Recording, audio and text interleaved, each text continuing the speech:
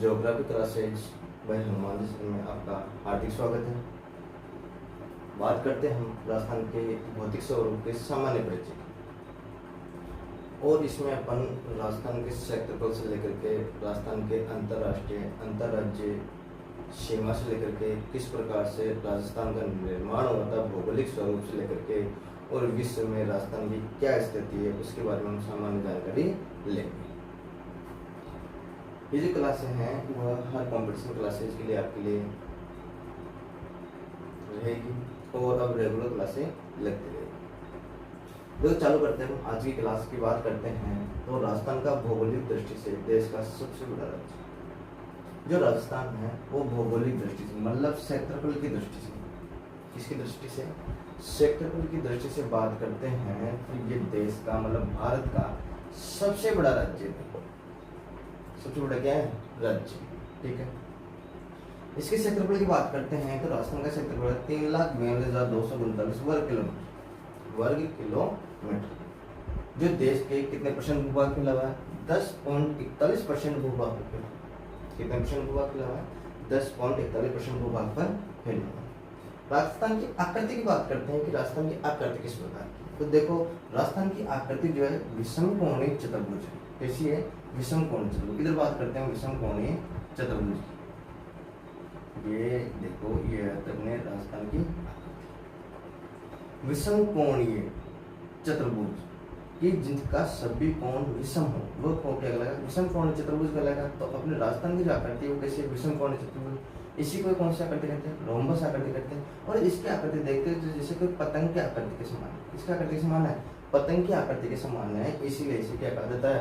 पतंगाकार भी कहा जाता है। इसकी आकृति को पतंगाकार की संज्ञा भी दी गई है। देखो राजस्थान से है जो सीमा बनती है वो दो प्रकार की बनती है, एक तो अंतर्राज्यीय सीमा बनती है, एक कौन सी बनती है? अंतर्राष्ट्रीय सीमा बनती है। राजस्थान से दो प्रकार की सीमा बनती है, एक तो अंतर्राज्यीय सीमा बनती है और एक कौन सी बनती है? अंतर्राष्ट्रीय। दोनों प्रकार की सीमा बनती है। अंतर्राज्यीय राज्य के साथ में लगने वाली जो सीमा होगी वो तो क्या कहलाएगी? अंतर्राज्यीय। दो देशों के बीच में लगने वाली जो सीमा होगी क्या कहलाएगी? अंतर्राष्ट्रीय सीमा कहलाएगी। अब बात करते हैं कौन से अंतर्राष्ट्रीय कौन से अंतर्राज्यीय। देखो यहाँ से अपन बात करते हैं ये वाली जो सीमा है ये वाली, ठीक है, ये वाली जो सीमा है जो पाकिस्तान के साथ में लगती है ये तो है कौन सी अपनी अंतर्राष्ट्रीय सीमा। और अंदर की जो राज्य से लगती है पंजाब हरियाणा हो गया, यूपी हो गया, एमपी हो गया, गुजरात हो गया, इनसे जो लगती है ये वाली जो सीमा है ये सीमा ये है कौन सी? अंतर्राज्यीय सीमा। तो राजस्थान दोनों प्रकार की सीमाओं क्या करता है? निर्माण करता है, निर्धारण करता है। राजस्थान की भौगोलिक उत्पत्ति की बात करते हैं तो विश्व में जितने भी भूखंडों का निर्माण हुआ है वो किसी न किसी भूगर्भिक चट्टानों से, किसी न किसी भूगर्भिक चट्टानों से। तो राजस्थान का जो निर्माण हुआ भूगर्भिक चट्टानों से, तो दो प्रकार की भूगर्भिक चट्टानों से राजस्थान का क्या हुआ? निर्माण हुआ। तो पहला तैतीस सागर का अवशेष, कि ऐसी जगह जो पहले तैतीस सागर था उस जगह वर्तमान में राजस्थान का कोई भूभाग बना हुआ है। तो एक तो बना हुआ पश्चिमी रेतीला प्रदेश जिसे हम थार का मरुस्थल कहते हैं, ठीक है। दूसरा है पूर्वी मैदानी प्रदेश, पूर्वी मैदानी प्रदेश। इन दोनों का जो निर्माण हुआ है वो हुआ 33 सागर से। किससे हुआ? 33 सागर से। बात करते हैं गोंडवाना लैंड की। एक तो अरावली पर्वतमाला, दूसरा था हाड़ौती प्रदेश, इसे दक्षिणी पूर्वी पठारी प्रदेश के नाम से भी जाना जाता है, ठीक है। तो इस भूभाग का जो निर्माण हुआ है वो हुआ है गोंडवाना लैंड भूभाग से। अब आपको ये समझना होगा कि कौन सा तो गोंडवाना लैंड भूभाग है, कौन सा 33 सागर का भूभाग है। सामान्य जानकारी मैं आपको बता देता हूँ। देखो जब पृथ्वी की उत्पत्ति हुई थी उस समय की सामान्य बात करते हैं तो उस समय जो पृथ्वी का भूभाग था वो दो भागों में बटा हुआ था। एक तो था पेंजिया, इसके चारों ओर था पैंतालस, जिसे विश्व महासागर की संज्ञा दी गई। किसकी संज्ञा दी गई है? विश्व महासागर। ये तो था पेंजिया और ये था पैंतालस, ठीक है। आगे बात करते हैं पेंजिया और पैंतालस। भूगर्भिक चट्टानों में हलचल के कारण ये जो भूभाग है ये टूट जाता है, टूट जाने के कारण यह दो चट्टानों में, दो भूगर्भिक चट्टानों में बढ़ जाता है। और पैंतल असर जैसे ही ये भूगर्भिक चट्टानें टूटती है और दो भागों में चली जाती है, इस प्रकार से और इस प्रकार से, और बीच वाला जो भूभाग है यहाँ पर पानी या जल भर जाता है, महासागर बन जाता है, जिसे बोलते हैं 33 सागर। कौन सागर है? 33 से सागर। क्लियर? इससे दो भूभाग बनते हैं, एक तो बनता है अंगारा लैंड और एक बनता है गोंडवाना लैंड। एक तो बनता कौन सा भूभाग? अंगारा लैंड। एक बनता कौन सा? गोंडवाना लैंड भूभाग बनता। अंगारा लैंड अगर सामान्य जानकारी आप याद रखते हो तो 0 डिग्री के ऊपर जितना भी भूभाग है वो लगभग कौन सा है? अंगारा लैंड का है। 0 डिग्री नीचे जो भूभाग है वो मुख्य रूप से कौन सा है? गोंडवाना लैंड का भूभाग। लेकिन बात करते हैं कि अगर हम भारत की दृष्टि से देखते हैं, देखो ये अपने विश्व से संबंधित थोड़ा सा देख लेते हैं अपन कि किस प्रकार से अपने जो गोंडवाना लैंड भूभाग है किस प्रकार से बनता है, किस प्रकार से नहीं बनता। देखो इधर वैसे देखा जाए तो भारत जो है 0 डिग्री के ऊपर है, तो अंगारा लैंड का भूभाग होना चाहिए। मगर यहाँ पे हम बात कर रहे हैं कि राजस्थान का जो अपना अरावली है, हाड़ौती प्रदेश है, किसका भूभाग है? गोंडवाना लैंड का भूभाग है। और सामान्य जानकारी के अंदर याद रखने के देखिए तो 0 डिग्री के ऊपर जो भी भूभाग है वो अंगारा लैंड का होना चाहिए, और 0 डिग्री के नीचे जो भी भूभाग है वो किसका होना चाहिए? गोंडवाना लैंड का होना चाहिए। तो देखो पहले जो ये वाली अपनी इंडो ऑस्ट्रियन जो प्लेट थी, ये प्लेट यहाँ पर न होकर के दक्षिणी जो अफ्रीका है इसके यहाँ पे स्थित है।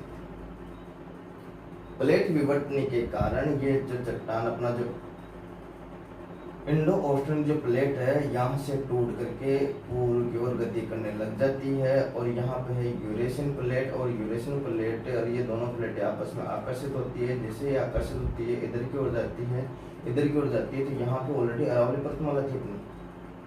अंगारा लैंड का भूभाग था कौन सी थी? अरावली पर्वतमाला थी। जैसे ही यहाँ पे जाएगी तो आपस में ये गुरुत्वाकर्षण बल के कारण पास में आएगी, तो जैसे पास में आएगी इधर की चट्टान भी दबाव डालेगी और इधर की चट्टान भी क्या डालेगी? दबाव डालेगी। या कुछ भूभाग ऊपर उठेगा या कुछ भूभाग कहाँ जाएगा? नीचे की ओर। जो भूभाग ऊपर उठा वहां तो बना हिमालय पर्वतमाला। पहले वो पानी से था, गिरा हुआ था, पानी से गिरा हुआ था, तो वो जो भूभाग ऊपर उठा वो तो बन गए कौन सी? हिमालय पर्वतमाला। और जो पानी वाला जो भूभाग था वो दोनों तरफ निकल करके एक तरफ तो बनता अपना अरब सागर, ये वाली स्थिति बनती है। एक तरफ तो बनता है अरब सागर, एक पानी इधर चला जाता है, कुछ पानी इधर चला जाता है, एक तरफ बनती है कौन सी? बंगाल की खाड़ी। एक तरफ तो अरब सागर और एक तरफ कौन सा? बंगाल की खाड़ी। अब ये भूभाग था तो इधर वाला जो भूभाग था इधर कम दबाव, ज्यादा दबाव लगाया था, इधर वाला भूभाग कम दबाव लगाता, तो इधर का जो भूभाग है नीचे वाला कमजोर वाला भूभाग उधर की ओर दब जाता है, जिस कारण अपने जो भारत है उसका डार्क इस प्रकार से हो जाता है। जितनी भी नदियां वो अपना जल कहाँ लेके जाती है? बंगाल खाड़ी में लेके चली जाती है। और जो अपना रेगिस्तान है वो पहले 33 सागर था, वहाँ पे वो 33 सागर का पानी कहाँ पे चला जाता है? सागरों में चला जाता है, खाड़ियों में चला जाता है, और वह पानी वहाँ से वहाँ पे जो भूमि रहती है वो भूमि किसकी थी? 33 सागर की भूमि थी। इसलिए पश्चिमी रेतला जो मरुस्थल है वो किसका भाग माना जाता है? 33 सागर का एक भाग माना जाता है। पूर्वी मैदान का भाग क्यों मानते हैं? देखो जैसे ही हिमालय पर्वतमाला ऊपर निकल गई, कुछ भूभाग ऊपर उठा, कुछ भूभाग कहाँ चला गया? नीचे चला गया। तो जैसे कि हिमालय पर्वतमाला थी ये बन गई अपनी, और ये वाला जो भूभाग था ये वाला ये एक गड्ढे के रूप में, गार्ड के रूप में था, गड्ढे के रूप में वह गार्ड के रूप में था।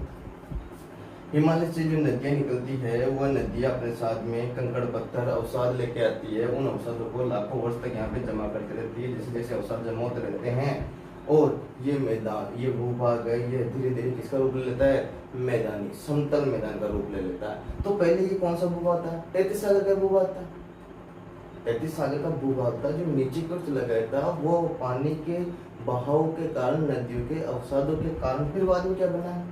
मैदानी भूभाग बना है। इसलिए इसे कौन सा भूभाग मानते हैं? पूर्वी मैदानी भूभाग। किसका मानते हैं? 33 सागर का मानते हैं। अरावली प्राचीन पर्वतमाला थी, जिस समय अपना भारत यहाँ पे स्थित था उस समय यहाँ पे अरावली पर्वतमाला थी। और ये भूभाग उस समय भी यहीं पड़ता है, दक्षिण का पठार वाला भूभाग, ठीक है।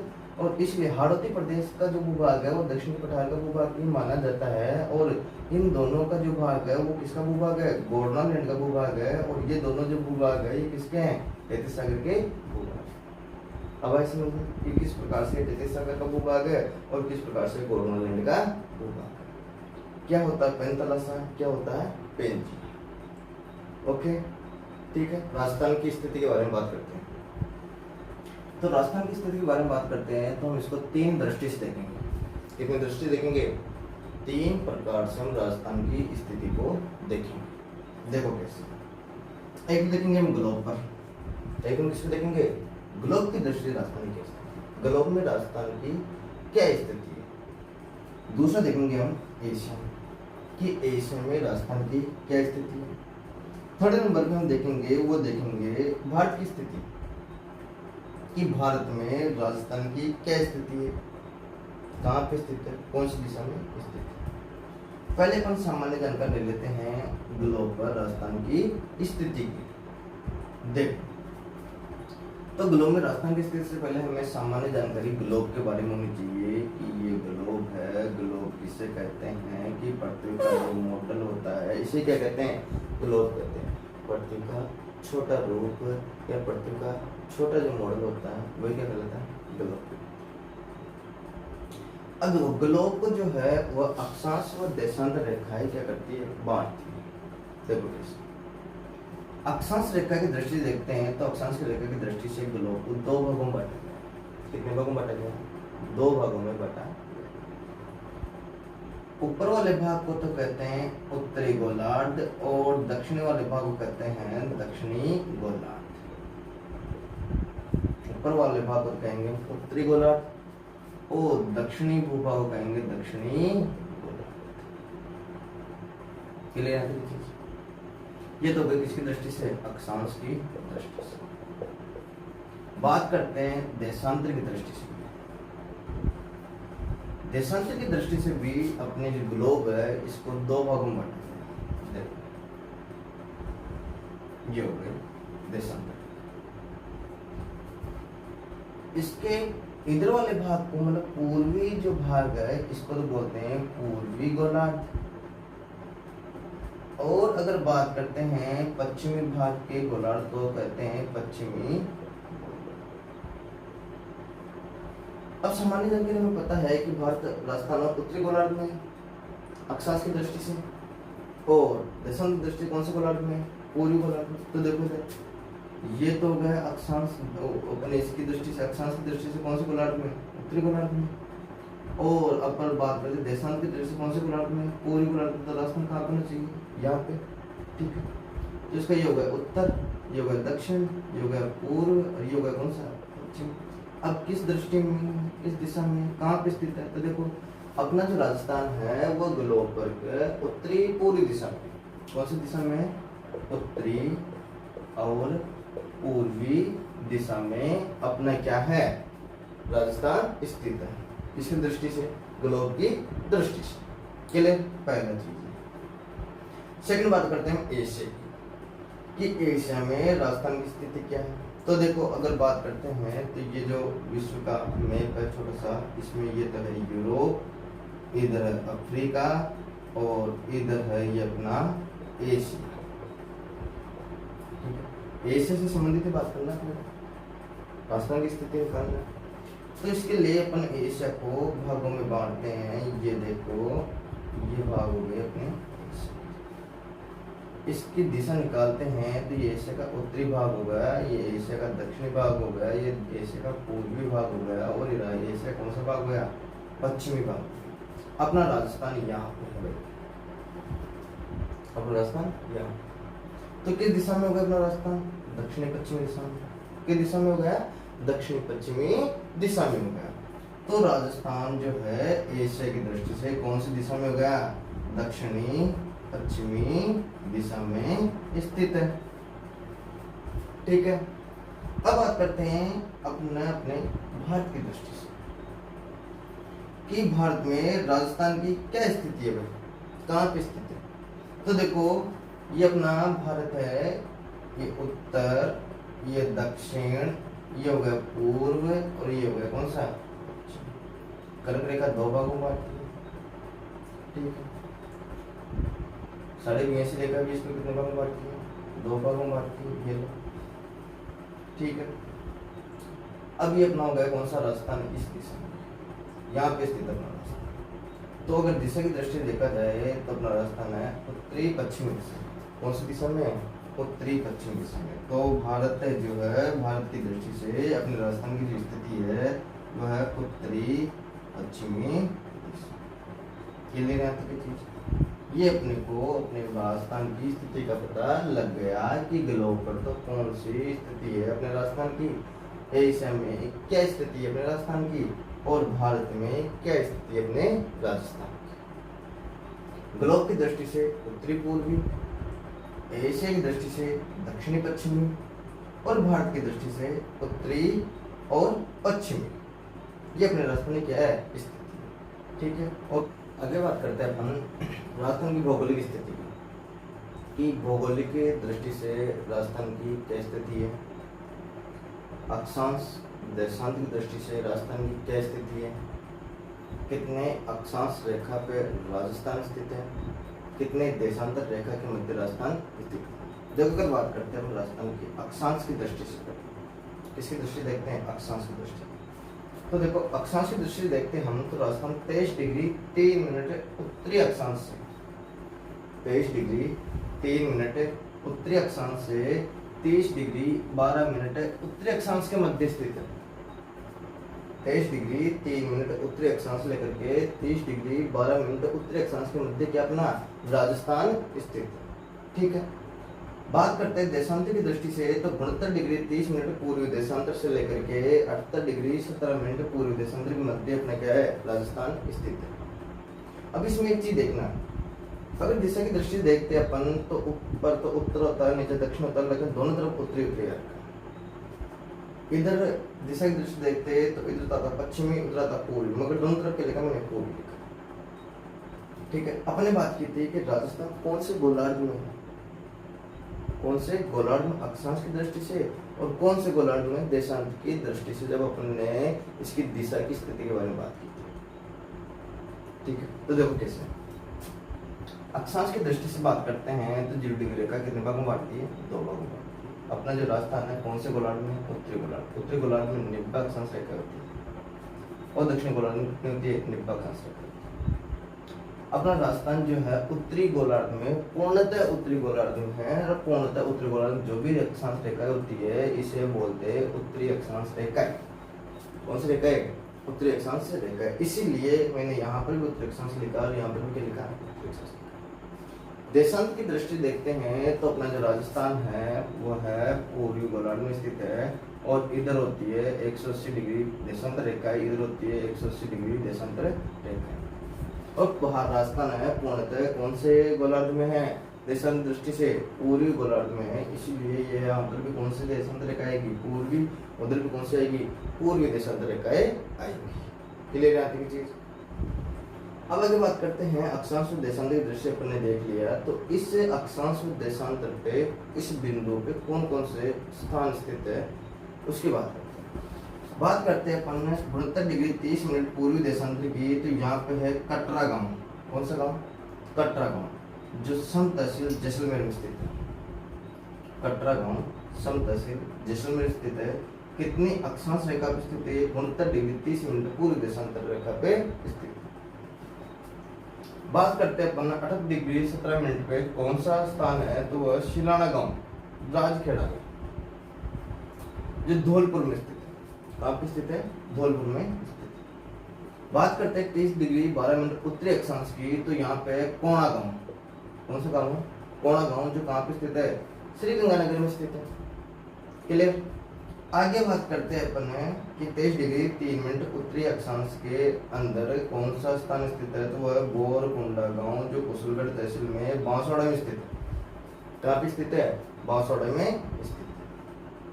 ये हो गए अपने अक्षांश व देशांतर के बिंदुओं पे कौन सा स्थान स्थित है। ठीक है, उत्तर में सबसे उत्तरी गांव, दक्षिण में सबसे दक्षिणी गांव, पश्चिम में सबसे पश्चिमी गांव, और पूर्व में सबसे पूर्वी। अब बात करते हैं इसकी लंबाई व चौड़ाई। इसकी लंबाई कितनी है, इसकी चौड़ाई। तो उत्तर से लेकर के दक्षिण तक जो इसकी दूरी जो स्थित है वो 826 किलोमीटर। कितने किलोमीटर है, 826 किलोमीटर। पश्चिम से लेकर के पूर्व तक की इसकी जो लंबाई पाई जाती है वो पाई जाती है 869 किलोमीटर। कितने किलोमीटर पाई जाती है, 869 किलोमीटर। अपन ये भी बात की थी कि राजस्थान अंतरराज्य व अंतरराष्ट्रीय दोनों प्रकार क्या बनाता है, सीमा। तो देखो अंतरराष्ट्रीय सीमा बनाता है किस किस से बनाता है, पहले तो बनाता है पंजाब से, फिर बनाता है हरियाणा से, फिर बनाता है उत्तर प्रदेश से, फिर बनाता है मध्य प्रदेश से, फिर बनाता है किससे, गुजरात से बनाता है। कितने किलोमीटर की बनाता है, तो पंजाब से बनाता है ये 89 किलोमीटर की क्या बनाता है, सीमा बनाता है। हरियाणा से बनाता है ये 1262 किलोमीटर की सीमा बनाता है, 1262 किलोमीटर की। उत्तर प्रदेश के साथ में ये बनाता है 877 किलोमीटर की सीमा बनाता है। और मध्य प्रदेश के साथ में कितने किलोमीटर की सीमा बनाता है, 1600 किलोमीटर की सीमा बनाता है। और गुजरात के साथ में कितने किलोमीटर की सीमा बना रहा है, 1022 किलोमीटर की क्या बना रहा है, सीमा बना रहा है। तो सबसे कम सीमा बनाने वाला राज्य पंजाब, सबसे ज्यादा सीमा बनाने वाला राज्य मध्य प्रदेश, दूसरी सबसे ज्यादा सीमा बनाने वाला राज्य हरियाणा। अगर इसको इस दृष्टि देखे कि सर्वाधिक सीमा बनाते हुए सबसे कम सीमा बनाते हुए राज्य की तरफ चलते हैं, तो फर्स्ट नंबर पे आ जाएगा कौन सा, मध्य प्रदेश, 1600 किलोमीटर की सीमा बना रहा है। फिर देखो फर्स्ट पे आ जाएगा मध्य प्रदेश। फिर इससे कम सीमा बना रहा कौन सा, हरियाणा। कौन सा बना रहा है, हरियाणा। फिर अगर बात करते हैं इससे कम कौन सा बना रहा है, तो कौन सा बना रहा है, गुजरात। थर्ड नंबर कौन सा बना रहा है, गुजरात। फोर्थ नंबर कौन सा बना रहा है, उत्तर प्रदेश। और फिफ्थ नंबर कौन सा बना रहा है, पंजाब। घटते क्रम में पूछे या बढ़ते क्रम में पूछे, आपको ये याद होना चाहिए। मध्य प्रदेश 1600 किलोमीटर की बना रहा है, हरियाणा 1262 किलोमीटर की बना रहा है, गुजरात 1022 किलोमीटर की बना रहा है, उत्तर प्रदेश 877 किलोमीटर की बना रहा है, पंजाब 89 किलोमीटर की बना रहा है। दूसरी सीमा का निर्धारण होता है वो होता है अंतरराष्ट्रीय सीमा, जो अपन ने राजस्थान पाकिस्तान के साथ में बनाती है। वो सीमा बनाती है 1070 किलोमीटर की बनाती है। कितने किलोमीटर की बनाती है, 1070 किलोमीटर की क्या बनाती है, सीमा बनाती है, जिसे रेड क्लिप रेखा के नाम से जाना जाता है। अब क्यों कहते हैं, क्या कारण है रेड क्लिप कहने का, वो आगे बात। अगर बात करते हैं कौन कौन से राज्य जो हैं वो है अंतरराष्ट्रीय सीमा का निर्धारण करते हैं, तो पहला करता है श्रीगंगानगर, फिर करता है अनूपगढ़, फिर करता है बीकानेर, फिर करता है जैसलमेर, फिर करता है क्या, बाड़मेर। अंतरराष्ट्रीय सीमा कहाँ से स्टार्ट होती है, कहाँ पे खत्म हो रही है, राजस्थान के अंदर। तो देखो शाहगढ़ बाड़मेर से स्टार्ट हो रही है, हिंदुमल कोट से गंगानगर तक ये क्या है, विस्तार, यहाँ तक की सीमा पाई जाती है। अब इसे रेड क्लिप रेखा क्यों कहते हैं, देखो रेड क्लिप रेखा इसलिए कहते हैं, जो अंग्रेज अधिकारी था गुरुता था, इसने इसका निर्धारण किया था और इसी के नाम पर इसका नाम क्या रख दिया गया, रेड क्लिप रख दिया गया है। उस अंग्रेज अधिकारी का नाम था सर रेड क्लिप। इसी रेखा को कहा गया है कि विश्व की एकमात्र रेखा जिसका निर्धारण कलम से किया गया, इसी किया गया, कलम यानी पेन से किया गया। तो सर रेड क्लिप ने भारत का जो अखंड भारत है उसका मैप उठाया, उसका मैप उठा करके और पेन के द्वारा इस रेखा क्या कर दिया था, निर्धारण कर दिया था। इसीलिए विश्व की एकमात्र रेखा है जिसका निर्धारण किसके द्वारा हुआ है, कलम के द्वारा। क्लियर यहाँ तक की चीज। इसकी लंबाई पूछे तो 1070 किलोमीटर है। किस नाम जाना जाता है, रेड क्लिप रेखा के नाम से जाता है। कितने जो जिले हैं सीमा बनाते हैं, श्रीगंगानगर, अनूपगढ़, बीकानेर, जैसलमेर, बाड़मेर, कितने जिले हो गए, 5 जिले हुए, जिसके साथ में क्या करते हैं, सीमा बनाते हैं। बात करते हैं कहाँ से स्टार्ट होती है, हिंदुमल कोट श्रीगंगानगर से स्टार्ट होती है, शाहगढ़ बाड़मेर तक है, ये अपनी सीमा बनाती है, अंतर्राष्ट्रीय सीमा। इसकी लंबाई की बात हो गई, अक्षांश की बात हो गई, देशांतर की बात हो गई, कितने देशांतर, कौन सा गांव स्थित है, ठीक है, वो सभी अपन ने सामान्य जानकारी ली। आगे बात करते हैं नेक्स्ट वीडियो।